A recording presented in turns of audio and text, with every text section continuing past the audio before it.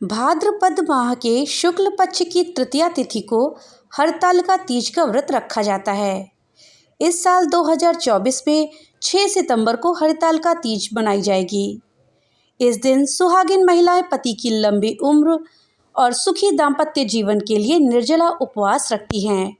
ये उपवास सभी व्रतों में सबसे कठिन माना जाता है, इसलिए इसे व्रतों का व्रतराज भी कहते हैं, क्योंकि इसका पारण अगले दिन ब्रह्म मुहूर्त में किया जाता है।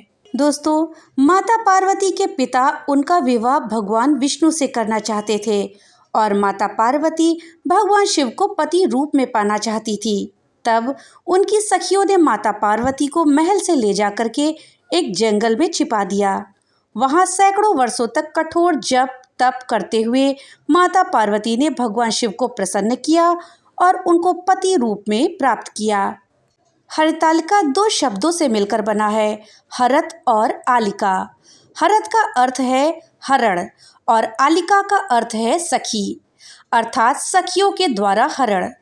माता पार्वती का सखियों के द्वारा हरण किया गया था और तब माता पार्वती ने शिव जी को पाने के लिए कठोर तप किया था, इसलिए इस व्रत का नाम हरतालिका तीज व्रत पड़ा। ये व्रत बहुत ही कठिन होता है। इस व्रत को करने के लिए कुछ नियमों का पालन करना बहुत जरूरी होता है। अगर आप उन नियमों का पालन नहीं करती हैं तो आपका व्रत निष्फल हो जाता है। इस व्रत में तीज माता यानी कि माता पार्वती और भगवान शिव की पूजा करी जाती है। उनके आशीर्वाद से अखंड सौभाग्य और मनचाहे जीवन साथी जैसी मनोकामनाएं पूरी होती हैं। आइए जानते हैं कि इस व्रत को करने के क्या नियम हैं। दोस्तों, हरतालिका तीज का व्रत रखने के लिए एक दिन पहले से ही हमें सात्विक भोजन करना चाहिए और तीज पूजा सामग्री और सरगी की व्यवस्था कर लेनी चाहिए। हरतालिका तीज का व्रत निर्जला रखा जाता है, जिसमें अन्न जल फल आदि खाना वर्जित होता है। यह व्रत तीज के सूर्योदय से लेकर के चतुर्थी के सूर्योदय तक रखा जाता है, अर्थात 24 घंटे तक कुछ नहीं खाया पिया जाता है। तीज के दिन व्रती को ब्रह्म मुहूर्त में सुबह 4:30 बजे से लेकर के 5:16 के बीच में नित्य कर्म से मुक्त होकर के सरगी खा लेनी चाहिए। सरगी में आप फल मिठाई इत्यादि का सेवन कर सकते हैं। सूर्योदय से आपका व्रत प्रारंभ हो जाता है। तीज की पूजा में माता पार्वती, भगवान शिव और गणेश जी की मिट्टी की मूर्ति या तस्वीर का उपयोग करा जाता है। पूजा प्रदोष काल में अर्थात सूर्यास्त के बाद करनी चाहिए। पूजा के लिए मूर्ति की स्थापना दोपहर में करी जाती है। इस दिन व्रती को 16 श्रृंगार के साथ नए वस्त्र पहनने चाहिए। माता पार्वती की पूजा में पीले सिंदूर का इस्तेमाल किया जाता है और पूजा के समय आप भी पीला सिंदूर लगाएं। यह सौभाग्य का प्रतीक माना जाता है। इस पूजा में माता पार्वती को भी सुहाग की सामग्री, लाल साड़ी, चुनरी इत्यादि चढ़ाया जाता है। इसके साथ ही हरतालिका तीज की व्रत कथा सुनी जाती है और माता पार्वती और शिव जी की आरती कही जाती है। पूजा की समाप्ति के बाद अपनी सास को उपहार में प्रसाद और सुहाग की सामग्री भेंट करनी चाहिए। फिर उनसे आशीर्वाद लें। जो मनचाहे जीवन साथी के लिए व्रत कर रही हैं, वे शिव जी और माता पार्वती से मनोकामना पूर्ति का आशीर्वाद लें। रात के समय में जागरण करें और फिर अगले दिन सुबह स्नान करके दैनिक पूजा करनी चाहिए। ब्राह्मणों को दान दक्षिणा दें, उसके बाद ही व्रत का पारण करें। व्रती को दोपहर के समय में या रात के समय में बिल्कुल भी नहीं सोना चाहिए। दूसरी बात, अगर आपकी सेहत खराब है तो आप निर्जला व्रत ना करें। अपने स्थान पर पति से भी आप व्रत करा सकते हैं। दोस्तों, ये व्रत छोड़ा नहीं जाता है। इसको प्रत्येक वर्ष विधि विधान के साथ करना चाहिए। इस व्रत को कुंवारी कन्याएं और सौभाग्यवती स्त्रियां करती हैं। शास्त्रों में विधवा महिलाओं को भी ये व्रत रखने की आज्ञा दी गई है। शास्त्रों की माने तो तीज के व्रत के दौरान मन को शांत रखकर ही महिलाओं को माता गौरी की पूजा करनी चाहिए। इस दिन किसी भी प्रकार का क्रोध करने से बचना चाहिए। साथ ही आपके सभी के साथ प्रेम पूर्वक व्यवहार होना चाहिए। हाथों पे मेहंदी लगाने से गुस्सा शांत होता है। ये हाथों को सुंदर बनाने के साथ साथ गुस्से को भी शांत रखने का काम करती है। दोस्तों, इस व्रत को सच्चे मन से पूरी श्रद्धा और निष्ठा के साथ किए जाने पर ही इस व्रत का फल मिलता है। चूँकि हरतालिका तीज बहुत ही विधि विधान से किया जाने वाला व्रत है, इसलिए मन में बैर लाए बिना ही सभी लोगों का सम्मान करना चाहिए। दोस्तों चलिए जानते हैं कि हरतालिका तीज की पूजा में हमें किन किन वस्तुओं की आवश्यकता होती है। दोस्तों इस दिन हमें भगवान शिव और माता पार्वती की मिट्टी से बनी हुई मूर्ति चाहिए होती है, जिनके साथ में श्री गणेश भी हों। इसके साथ साथ अगरबत्ती, धूप बत्ती, घी, दीपक, पान, बाती और कपूर, सुपारी, साबुत नारियल और चंदन। साथ ही फल में आप कोशिश करें कि 5 प्रकार के फल चढ़ाएं, नहीं तो अगर आप 5 प्रकार के फल नहीं चढ़ा पा रहे हैं तो केला अवश्य चढ़ाएं। इसके साथ ही आम के पत्ते, केले के पत्ते, धतूरा, बेल के पत्ते, शमी के पत्ते और फूल चढ़ाएं। एक कलश बनाएं और चौकी पर इन सबको सजाएं। आपको माता गौरी को 16 श्रृंगार की वस्तुएं भी चढ़ानी चाहिए। साथ ही श्रद्धानुसार वस्त्रों को भी आप चढ़ा सकते हैं और बाद में इन्हें दान करें। दोस्तों अब प्रश्न उठता है कि हरतालिका तीज की पूजा हमें कैसे करनी चाहिए। दोस्तों इसके लिए सबसे पहले हरतालिका तीज के दिन सुबह जल्दी उठ करके स्नान कर लें और निर्जला व्रत का संकल्प लें। इस दिन महिलाओं को हरे रंग के वस्त्र और हरी चूड़ियों को धारण करना चाहिए। स्त्रियों को चाहिए कि इस दिन वो 16 श्रृंगार करें। शुभ मुहूर्त के अनुसार पूजा की सभी सामग्रियों को एकत्रित कर लें। सबसे पहले शुद्ध काली मिट्टी से शिव, पार्वती और श्री गणेश जी की मूर्ति बनाएं। फिर जहाँ भी पूजा कर रहे हैं वहाँ पर केले के पत्तों से मंडप बना लें। इसके बाद गौरी शंकर की मूर्ति को चौकी पर स्थापित कर लें। अब गौरी शंकर की मूर्ति का गंगा जल पंचामृत से अभिषेक करें। भगवान गणेश को दूर्वा और जनेऊ चढ़ाएं। इस दौरान भगवान शिव को चंदन, मौली, गुलाल, अक्षत, धतूरा, आक के फूल, भस्म, अबीर, 16 प्रकार की पत्तियां इत्यादि अर्पित करें।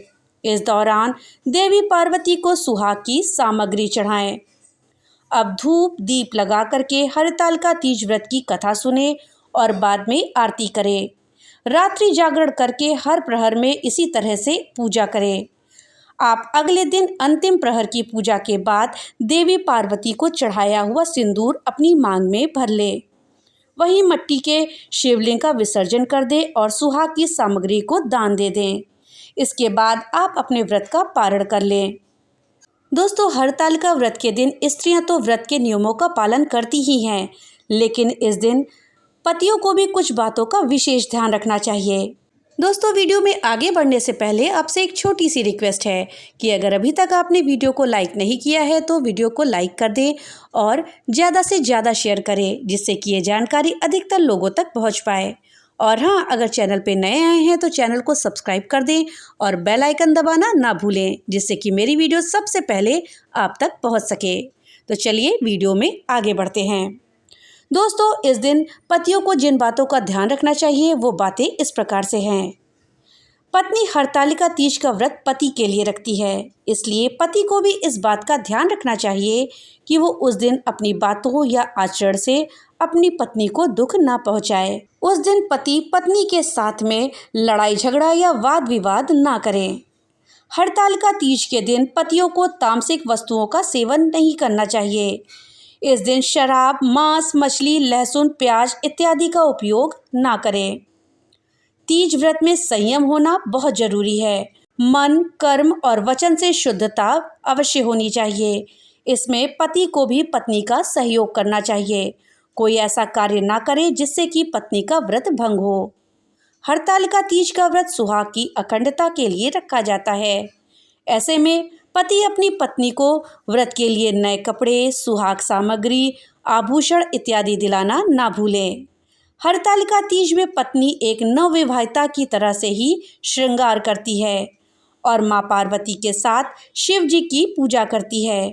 शिव शक्ति की कृपा से उसका दाम्पत्य जीवन खुशहाल होता है। पति को पत्नी के घर वालों यानी कि उसके मायके पक्ष की निंदा भूल से भी इस दिन नहीं करनी चाहिए। अपने परिवार की तरह अपने ससुराल का भी आदर सम्मान करें। हरतालिका तीज पर मायके से लड़की को विशेष उपहार और शगुन मिलता है। अगर किसी कारणवश पत्नी के मायके से वो उपहार और शगुन ना आए तो आप अपनी पत्नी का उपहास ना करें। यह व्यवस्था उसके बाद पति को करनी चाहिए। दोस्तों, अगर आप कोई व्रत रखते हैं तो आपको उसमें दान अवश्य करना चाहिए। दान करने के बाद ही व्रत पूरा होता है। हरतालिका तीज के दिन आपको कुछ चीज़ों का विशेष रूप से दान करना चाहिए। इस दान को करने से आपका दाम्पत्य जीवन सुखी होता है और घर में सुख समृद्धि आती है। दोस्तों, हरतालिका तीज के दिन सर्वप्रथम देवी पार्वती और भगवान शिव की पूजा करनी चाहिए। इसके बाद 11 नवविवाहिताओं को सुहाग की पिटारी भेंट करनी चाहिए। ध्यान रखें कि इस पिटारी में पूरे 16 श्रृंगार का सामान होना चाहिए। साथ ही 5 बुजुर्ग सुहागिनों को साड़ी और बिछिया दान करें। पति के साथ उनके पैर छुएं।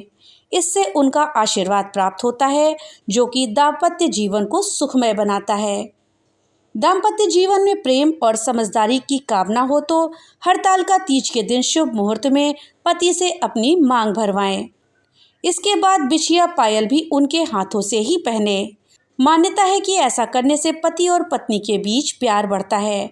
इसके अलावा शाम के समय में गणेश मंदिर में मालपुए अर्पित करें या फिर गुड़ के 11 लड्डू माता पार्वती को चढ़ाएं और अगले दिन श्री गणेश चतुर्थी पर गणेश स्थापना के बाद खाएं। ऐसा करने से भी पति पत्नी के बीच अथाह प्रेम बढ़ता है।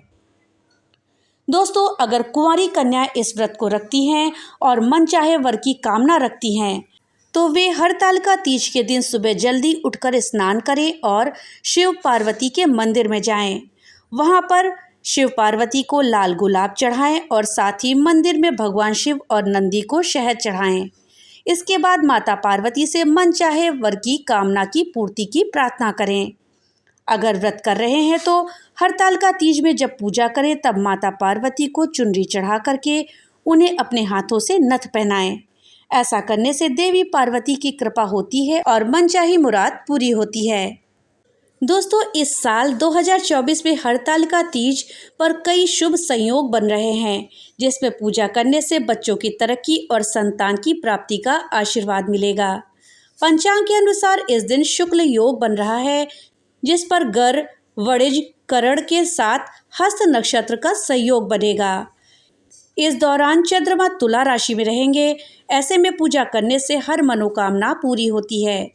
दोस्तों, भाद्रपद महीने के शुक्ल पक्ष की तृतीया तिथि का आरंभ 5 सितंबर 2024 को दिन गुरुवार दोपहर 12:21 पर होगा और इस तिथि का समापन भाद्रपद महीने के शुक्ल पक्ष की तृतीया तिथि को यानी कि 6 सितंबर 2024 को शुक्रवार दिन सायं 3:01 पर होगा। हरतालिका तीज के शुभ दिन पर पूजा का मुहूर्त सुबह 6:02 से लेकर के सुबह 8:33 तक रहने वाला है। इस अवधि में आप शिव पार्वती की पूजा कर सकते हैं। दोस्तों, कहते हैं कि इस दिन पौराणिक महत्व वाले देवी मंदिर में दर्शन पूजन करना चाहिए। देश भर में देवी के 51 शक्तिपीठ हैं। इन मंदिरों में से जो भी आपके शहर के आसपास हो वहां पर आप पूजा करने जा सकते हैं। इस दिन आपको सुहाग का सामान जैसे कि चूड़ियाँ, साड़ी, कुमकुम, ज्वेलरी, मेहंदी इत्यादि शुभ चीज़ों का दान करना चाहिए। इसके साथ ही धन और अनाज का दान भी अवश्य करें। तो दोस्तों, ये थी जानकारी हरतालिका तीज के व्रत के विषय में। दोस्तों, जानकारी आपको अच्छी लगी हो तो कमेंट बॉक्स में ओम नमः शिवाय जरूर लिखिएगा। आप सभी लोगों को आने वाली हरतालिका तीज की हार्दिक शुभकामनाएं। आपका व्रत मंगलमय हो। तो मिलते हैं अगली नई वीडियो के साथ। तब तक के लिए राधे राधे।